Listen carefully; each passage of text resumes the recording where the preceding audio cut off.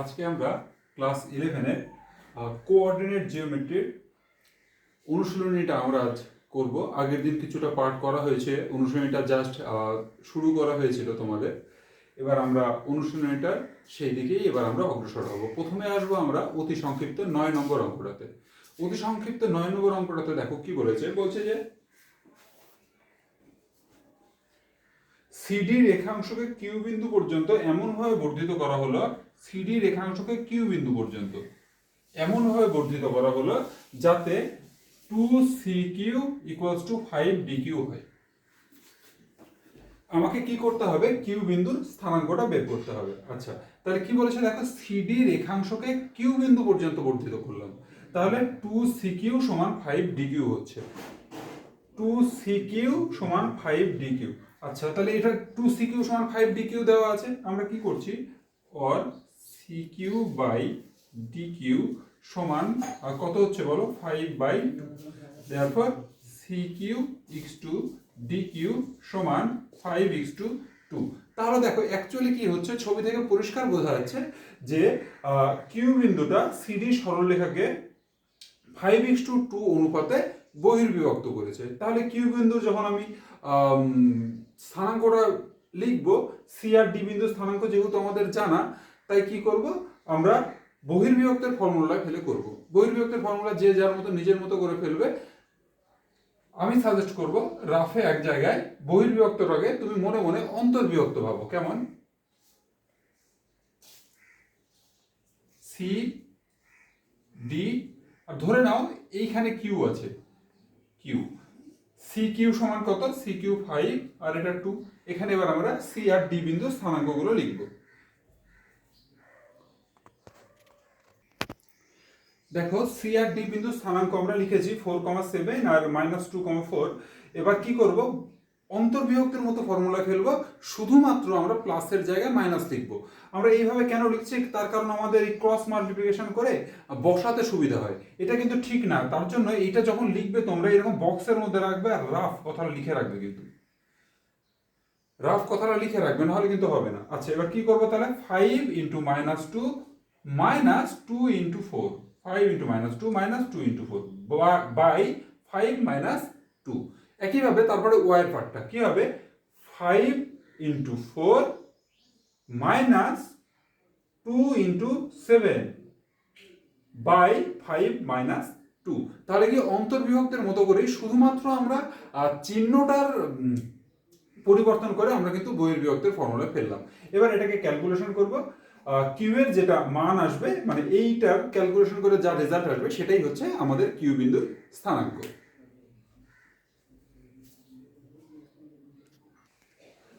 Calculation করে তোমরা দেখবে যে এই যে পয়েন্টটা ক্যালকুলেশন করে হলো -6,2। আচ্ছা, এইবারে এই অঙ্কটা করে ফেলো, তারপরে আমরা করব 8 নম্বর অঙ্কটা। 8 নম্বর অঙ্কটা একটু পড়ো সবাই। এবার দেখো 8 নম্বর অঙ্কটা। 8 নম্বর অঙ্ক মানে তোমাদের নতুন বইয়ের 2021-এর যে বইটা সেইটার 8 নম্বর কিন্তু। হ্যাঁ, আগের যদি কোনো সালের কারো বই থাকে সেই বইটাও চলবে না তা না, সেই বইটাও চলবে, কিন্তু নাম্বারগুলো মিলবে না। সেক্ষেত্রে তোমরা অঙ্ক মিলিয়ে নেবে। নাম্বারগুলো মিলবে না মানে অনেকটাই এদিক ওদিক হবে। যেমন আমার হাতে যে বইটা আছে সেই বইয়ের 22 নম্বর অঙ্ক আর এই বইয়ের 8 নম্বর অঙ্ক কিন্তু সেম। আচ্ছা, তাহলে কি নতুন বইয়ের 8 নম্বর অঙ্কটা কি বলছে? অঙ্কটা বলছে এবি রেখাংশের মধ্যে একটি বিন্দু পি এমনভাবে নেওয়া হলো, এবি রেখাংশের মধ্যে একটা বিন্দু পি এমনভাবে নেওয়া হলো যাতে এপি = 3PB হয়। হ্যাঁ, যদি এ ও বি বিন্দু স্থানাঙ্ক বলে দিয়েছে, তবে পি বিন্দু স্থানাঙ্ক কত? দেখো এখান থেকে খুব স্পষ্টভাবে আমরা কি দেখতে পাচ্ছি, এখান থেকে কিন্তু খুব স্পষ্টভাবে আমরা দেখতে পাচ্ছি পি বিন্দুটা এবি সরলরেখাকে অন্তর্বিভক্ত করেছে। আর কত অনুপাতে অন্তর্বিভক্ত করেছে সেটা আমাদের এপি = 3PB যে রিলেশনটা আছে সেখান থেকে আমরা করতে পারবো। রিলেশনটা কি আছে, এপি = 3PB। therefore AP/PB সমান 3 বা 3/1 যাই লিখো না কেন, 3/1 লিখলাম। or AP = PB সমান 3:1। তাহলে কি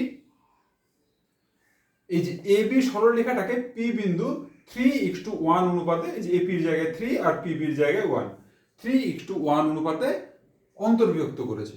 এবার অন্তর্বিভক্তের ফর্মুলা তো খুবই সহজ, আমরা জানি। দেয়ারফর পি বিন্দুর স্থানাঙ্ক আমরা পি বিন্দুর স্থানাঙ্কর জায়গায় সমান দেবো না, কিন্তু 3টা দাগ দেবো। পি বিন্দুর স্থানাঙ্ক কি হবে?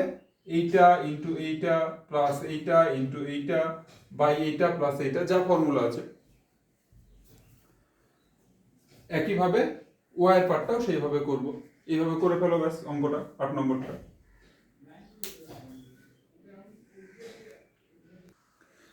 দেখো এইবারে আমরা নতুন বইয়ে মানে 2021-এর বইয়ে 10 নম্বর অঙ্কটা করব।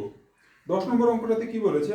বলছে যে -2,3 নিকটবর্তী যে বিন্দু নিকটবর্তী যে বিন্দু দ্বারা -2,3 ও 3,-1 ও 3,-1 বিন্দু দুটির সংযোজক রেখাংশ সমত্রিখণ্ডিত হয়। আচ্ছা, বলছে যে এ আর বি একটা সরলরেখা আছে, এ বিন্দুর নিকটবর্তী কোন বিন্দু দিয়ে এ বি সরলরেখাটা সমত্রিখণ্ডিত হয়। এটা মানে কি? এই যে সরলরেখাটাকে 3 ভাগে ভাগ করবে, একটা ভাগ, দুটো ভাগ, 1 2 3, সমত্রিখণ্ডিত হয়। তাহলে কি? সমত্রিখণ্ডিত কিন্তু দুটো বিন্দু দিয়ে হচ্ছে, এই বিন্দু আর এই বিন্দু। আমাকে এই বিন্দুর বিষয়ে জানতে চেয়েছে। কেন? এটা -2,3 নিকটবর্তী। তাহলে এটার বিষয়ে আমার কিছু বলার নেই, এটার নাম দিয়ে দিলাম তাহলে পি বিন্দু। এবার দেখো সমত্রিখণ্ডিত করেছে, মাথায় রাখবা। তাহলে কি হচ্ছিল? এটা 1 ভাগ 1 ভাগ 1 ভাগ, মোট কি হচ্ছিল? 3 ভাগ।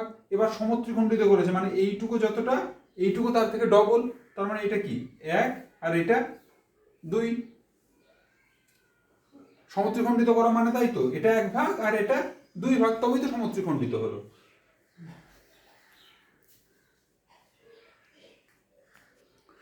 তাহলে কি হলো?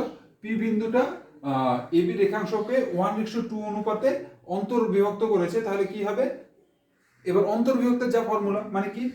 1 × 3 প্লাস 2 × -2 বাই 1 + 2 কমা, এবার ওয়াই পার্টটা মানে কেমন? 1 × 3, সরি ওয়াই পার্টটা 1 × -1 প্লাস 2 × 3 বাই 1 + 2। এবার এটাকে ক্যালকুলেশন করব, এরকম হলো। আর একটা লাইন ক্যালকুলেশন যাবেই, তাহলে কি হবে? -1/3 -1/3, 5/3। এটাই আমাদের পি বিন্দুর স্থানাঙ্ক।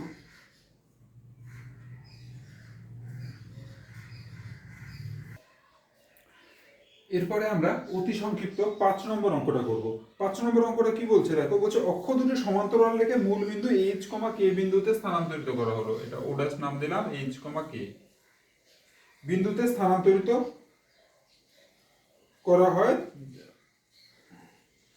যদি 3, বিন্দুটি নতুন এক্স অক্ষের উপর, এইখানে আছে 3, বিন্দুটি নতুন এক্স অক্ষের উপর। আচ্ছা, 3, বিন্দুটি, এই যে 3, এই বিন্দু স্থানাঙ্ক মানে পুরাতন অক্ষের সাপেক্ষে 3, এইখানে ছিল 3, এই বিন্দুটা স্থানাঙ্ক। এইবার দেখো, এটা তো এক্স অক্ষ আর এটা ওয়াই, এটা কি এক্স ড্যাশ ওয়াই ড্যাশ, নতুন স্থানাঙ্ক অক্ষের আমরা নাম দিলাম।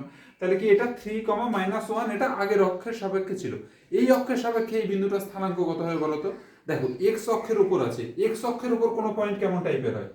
তুমি একটা অ্যাক্সিস আঁকলা, এটা এক্স অক্ষের উপর কোনো পয়েন্ট কেমন টাইপের হবে? 2, 0, 3, 0, 5, 0, এই টাইপের। তাহলে নতুন অক্ষের সাপেক্ষে এই বিন্দু স্থানাঙ্ক কত হবে? a, 0। তাহলে কি নতুন অক্ষের সাপেক্ষে স্থানাঙ্ক কত হবে? সাপোজ ধরলাম a, 0, মানে সামথিং, 0 এক কথায়। হ্যাঁ, আর এটার অরিজিনাল মানে আগের স্থানাঙ্ক অক্ষের সাপেক্ষে এর স্থানাঙ্ক কত? এর স্থানাঙ্ক হচ্ছে 3, আচ্ছা, এবং বলছে কি, এবং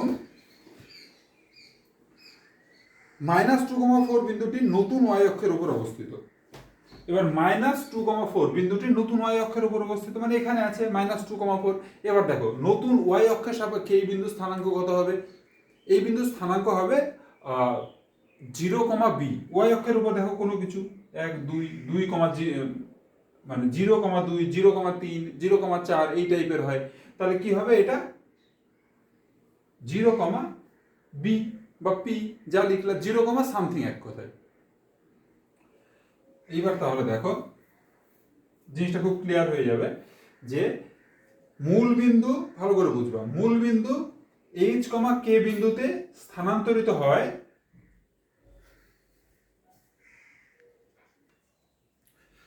কি বললাম, যে মূল বিন্দু এইচ কমা কে বিন্দুতে স্থানান্তরিত হয় ধরি 3, বিন্দুটির নতুন অক্ষের সাপেক্ষে স্থানাঙ্ক হয় a,0।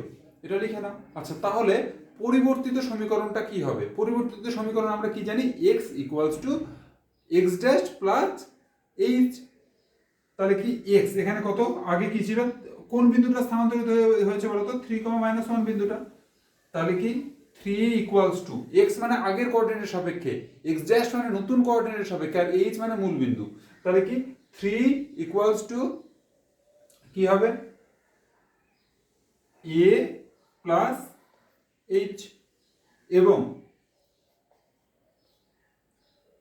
-1 equals to 0 plus k, therefore k equals to -1। একইভাবে লিখো যে এবং ধরি -2,4 বিন্দুটির পরিবর্তিত হয় 0, b বিন্দুতে। সুতরাং পরিবর্তিত সমীকরণ কি হবে, পরিবর্তিত সমীকরণ হবে -2 ইকুয়ালস টু 0 প্লাস h, এবং কি হবে 4 equals to b plus k। তাহলে এখান থেকে আমরা কি পাচ্ছি, h ইকুয়ালস টু -2। আর আগের সমীকরণ থেকে আমরা k এর মান পেয়েছি, এইখান থেকে আমরা k এর মান কত পেয়েছি, আগের ইকুয়েশন থেকে k এর মান পেয়েছি আমরা -1, আর h এর মান -2। সুতরাং h, k ইকুয়ালস টু কি হয়ে যাবে, -2, -1। শুধু একটা কথা মাথায় রাখবা, লিখতে হবে কি করে, এখানে তোমাদের একটু গুলিয়ে যেতে পারে। লিখবা যে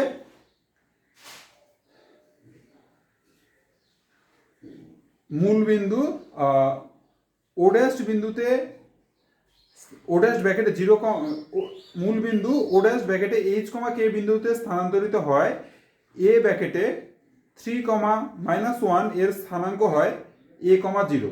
সুতরাং পরিবর্তিত সমীকরণ যেটা লিখলাম, মানে 3 equals to a plus h এবং -1 ইকুয়ালস টু 0 প্লাস k। এখান থেকে k এর মান আমরা -1 পেয়ে গেলাম। আবার ধরি b ব্র্যাকেটে -2,4 বিন্দুটির নতুন অক্ষের y ড্যাশ অক্ষের ওপর অবস্থিত হয় এর স্থানাঙ্ক 0, b। দেয়ারফর সমীকরণটা, প্রথম সমীকরণটা কি হবে, পরিবর্তিত সমীকরণ -2 equals to 0 plus h, therefore h equals to -2। h এর মান পেয়ে গেলাম, দ্বিতীয় ইকুয়েশনটা লিখলেও হবে, না লিখলেও হবে, therefore h, k equals to -2, -1। এরপর আমরা নতুন বইয়ের 6 নম্বর অঙ্কটা করব। 6 নম্বর অঙ্কটাতে কি বলেছে, 6 নম্বর অঙ্কটাতে বলেছে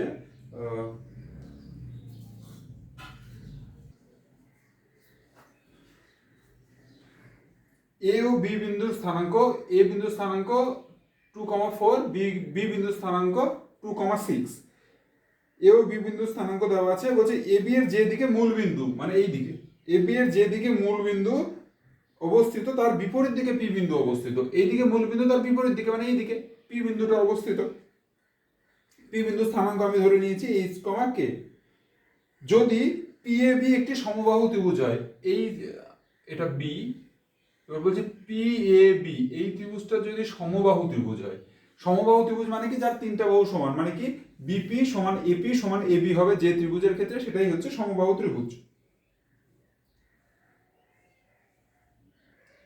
তবে P বিন্দু স্থানাঙ্ক কত হবে, মানে আমাদের কি করতে হবে, আলটিমেটলি h, k এর মান নির্ণয় করতে হবে।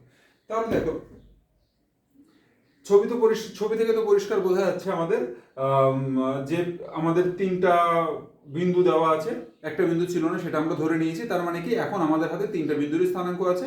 আমরা কি করব, আমরা PB এর মান বের করব, PA এর মান বের করব, আর AB এর মান বের করব।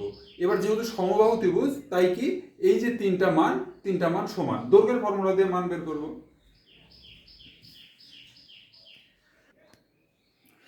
এবার দেখো বিপি এর দৈর্ঘ্য বের করলাম, বিপি তাহলে কি হবে রুট ওভার 2 মাইনাস এইচ তার whole square plus 6 minus K তার হোল স্কোয়ার।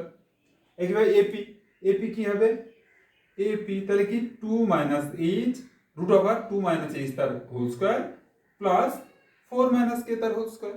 একইভাবে এবি কি হবে 2 মাইনাস 2 তার হোল স্কোয়ার প্লাস 6 মাইনাস 4 তার হোল স্কোয়ার। একমাত্র এটাকেই ক্যালকুলেশন করা যাবে, তার কারণ এটাতে সংখ্যা আছে, বাকিগুলোতে এইচ কে আছে, ক্যালকুলেশন খুব একটা বেশি দূর পর্যন্ত করা যেত না এপি আর বিপি এর ক্ষেত্রে, তার জন্য আমরা ক্যালকুলেশনটা করিনি। তাহলে এবি ইকুয়ালস টু ক্যালকুলেশন করে তোমরা দেখতেই পাচ্ছ 2 হলো। এবারে যেহেতু ত্রিভুজ এবিসি একটা সমবাহু ত্রিভুজ, তার জন্য কি হবে বলতো, তার জন্য লিখো যেহেতু ত্রিভুজ এবিসি একটি সমবাহু ত্রিভুজ, যেহেতু চিহ্নটা কি উপরে দুটো ডট এক নিচে একটা ডট, যেহেতু ত্রিভুজ এবিসি একটি সমবাহু ত্রিভুজ, সুতরাং দিয়ে কি হবে, সুতরাং দিয়ে BP equals to AP equals to AB হবে, কারণ সমবাহু ত্রিভুজ তিনটা বাহুর দৈর্ঘ্য আমরা সমান জানি। আচ্ছা, এইবারে দুটো করে সমান করে আমরা ক্যালকুলেশন করে এইচ আর কে এর মান বের করব। দেখো এখন প্রথমে এই দুটোকে সমান করে ক্যালকুলেশনটা বের করি। এখন বিপি ইকুয়ালস টু এপি, এবারে আমি মিটিয়ে দিলাম যেখানে যে বিপি আর এপি এর মান ছিল সেই মানগুলো বসিয়ে ক্যালকুলেশন করো। তোমরা দেখতেই পাচ্ছ যে বিপি আর এপি এর মান বসিয়ে দেওয়া হয়েছে। এবার এটাকে ক্যালকুলেশন করতে হবে।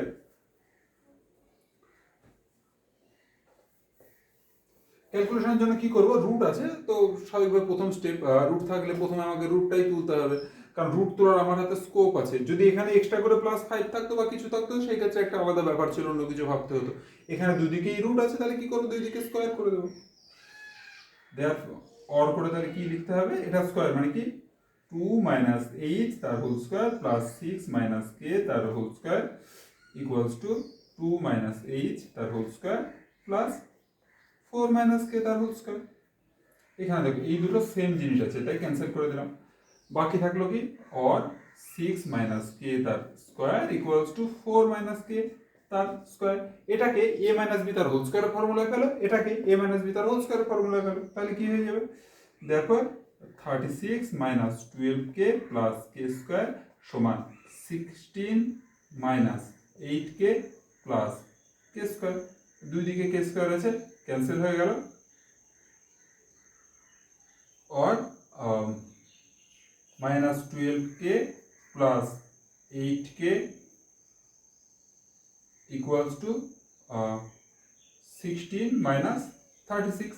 এখান থেকে কে এর মান আমাদের বের করতে হবে। কে এর মান ক্যালকুলেশন করে দেখো 5 হবে। এরপরে আমাদের এপি সমান এবি ধরে এবার ক্যালকুলেশন করব। আমরা মান দুটো বসিয়ে দিলাম, একইভাবে আগের অঙ্কের মতো আমরা স্কোয়ার করব। আর কে এর মান এখানে বসাতে পারি বা পরের লাইনে ক্যালকুলেশন করেও বসাতে পারি। আমি পরের লাইনে ক্যালকুলেশন করেই বসাচ্ছি, আগে স্কোয়ার করে দিই।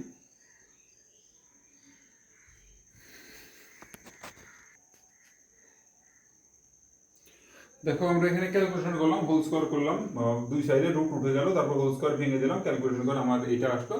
তারপর আমরা আমাদের কে এর মান কত হয়েছিল, 5 হয়েছিল। তারপর কে এর মানটা আমরা 5 বসিয়ে দেব।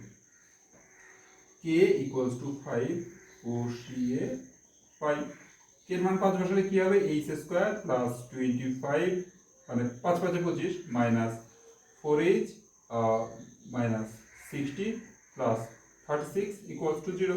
এবার এটাকে ক্যালকুলেশন করে আমরা এইচ এর একটা দ্বিঘাত সমীকরণ পাবো।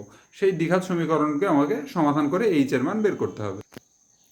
দেখো ক্যালকুলেশন করার পর এই লাইনটা আসলো H square minus 4h plus 1 সমান 0। এই যে লাইনটা, সেটাকে আমাদের মিডিল টার্ম পদ্ধতিতে হোক বা জিরো মেথড পদ্ধতিতে হোক বা আমাদের শেষ ভরসা শ্রীধরাচার্য দিয়ে হোক, আমাদের এটা কি করতে হবে, সমাধান করতে হবে। এটা দেখো মিডিল টার্ম যাচ্ছে না, তার জন্য আমাদের সব থেকে ইজিয়েস্ট মেথড শ্রীধরাচার্য। সেই শ্রীধরাচার্যের সূত্র দিয়ে আমরা এটাকে সমাধান করব। শ্রীধরাচার্যের সূত্রটা কি, X equals to minus B plus minus root over B square minus four AC by two A, যখন সমীকরণটা থাকে A X square plus B X plus C সমান zero, A not equals to zero. সেই formula দিয়ে minus B দেখো minus four আছে, তাহলে minus of minus four তার মানে প্লাস ফোর হয়ে গেল। এইভাবে আমরা যে ফর্মুলা দিয়ে এটা ফেললাম।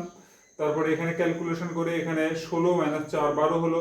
এখানে 12কে আমরা ভাঙলে কি পাবো, 12 সমান কি 2 ইন্টু 2 ইন্টু 3, তাহলে রুটের মধ্যে দুটো 2 থেকে একটা 2 বেরিয়ে আসলো, ভেতরে শুধু 3 পড়ে থাকলো। তারপর এখানে কি আছে 4 প্লাস মাইনাস 2 রুট 3 বাই 2, তাহলে উপরে মোটের উপর থেকে 2 কমন নিলাম, তাহলে কি পড়ে থাকলো 2 প্লাস মাইনাস রুট 3 বাই 2, এই 2 ক্যান্সেল হয়ে গেল, তাহলে কি দাঁড়ালো 2 প্লাস মাইনাস রুট 3। তাহলে কি হয়ে গেল, এইচ এর মান দেখো, এইচ এর মান দুটো হলো 2 প্লাস রুট 3 আর কি 2 মাইনাস রুট 3। এবার দেখো 2 মাইনাস রুট 3টা 2 মাইনাস রুট 3 অগ্রাহ্য কেন, তার কারণ এই যে কেমন ছিল আমাদের জিনিসটা, গ্রাফটা এরকম ছিল যে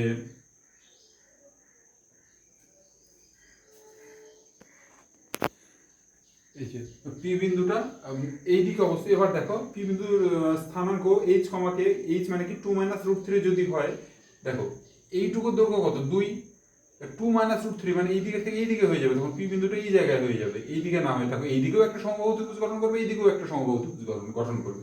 এবার 2 মাইনাস রুট 3 যদি এইচ এর মান না, তাহলে এই দিকেরটা হয়ে যাবে, কিন্তু আমরা তো সেটা চাইনি, আমাকে বলছে মূল বিন্দুর বিপরীত দিকে। তাহলে কি হতে হবে আমাকে, H equals to 2 plus root 3, তাহলে এইচ কমা কে সমান 2 প্লাস রুট 3 কমা 5, এটাই হচ্ছে আমাদের পি বিন্দুর স্থানাঙ্ক।